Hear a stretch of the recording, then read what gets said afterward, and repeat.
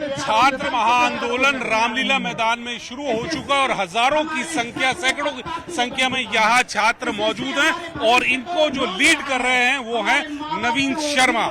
नवीन शर्मा जी, आप यहाँ एसएससी के छात्रों को प्रदर्शन कर रहे हैं, उनको लीड कर रहे हैं एक तरह से। मुद्दा क्या है, आपको क्यों आना पड़ा यहाँ पे रामलीला मैदान में?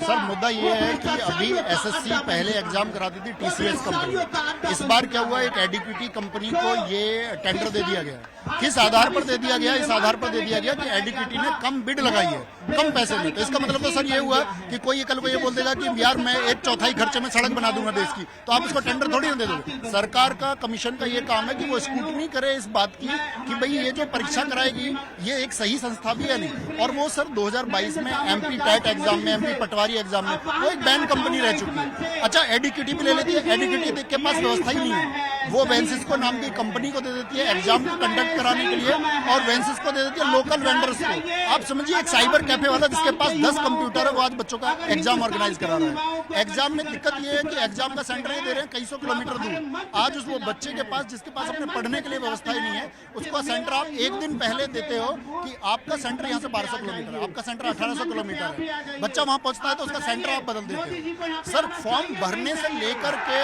और एग्जाम के कैंसिल होने तक या एग्जाम के पूरे प्रोसेस के होने तक हजार तरह की खामियां हैं, जिनको कमीशन भी जानता है। Government, DOPT minister Jitendra Singh से सब पूरा कमीशन मिल चुका है, टीचर्स का डेलीगेशन जाके बात कर चुका है। यहाँ बच्चों के साथ एक आई हूँ ताकि इनके साथ ही जो ये फेस कर रहे हैं मेरा भी इसमें सहयोग हो। आपने आप एग्जाम में अपियर हुई थी? जी नहीं, मैं एसएससी के एग्ज़ाम नहीं देती, मैं टीचिंग लाइन के देती हूँ। बट स्टूडेंट हो, स्टूडेंट की प्रॉब्लम सेम ही होती है, तो जो चीज़ फेस कर रहे हैं वो हमारे साथ भी होती है। क्या प्रॉब्लम? पेपर लीक होना, सीटें बिक रही हैं, ये इतनी सारी बच्चे प्रॉब्लम कैसे फेस करें? सालों साल बच्चे तैयारी करते आ रहे हैं। हम लोग लाइब्रेरी में बैठ के 10-10, 12-12 घंटे पढ़ाई करते हैं, और जब एसएससी का पेपर कराने की बारी आती है तो ये हो रहा है हमारे साथ में। इन्होंने हमारा जो सेंटर चेंज कर दिया है। जब हमारा सेंटर जब दिल्ली में गया हुआ था, उन्होंने उसको अलग जगह पे चेन्नई भेज देते हैं, हम अंडमान भेज रहे हैं। जिन बच्चों का सेंटर लखनऊ गया हो उनको जम्मू कश्मीर भेज देते हैं। अब एक आम मिडिल क्लास छात्र किस तरह से जाके पेपर देगा? एसएससी के चेयरमैन सर बोलते हैं कि आप जाके पेपर दे सकते हैं, हमने भी ऐसे किया है, तो अब समय बदल गया है, हम किस तरह से जाके पेपर देंगे इस तरह से?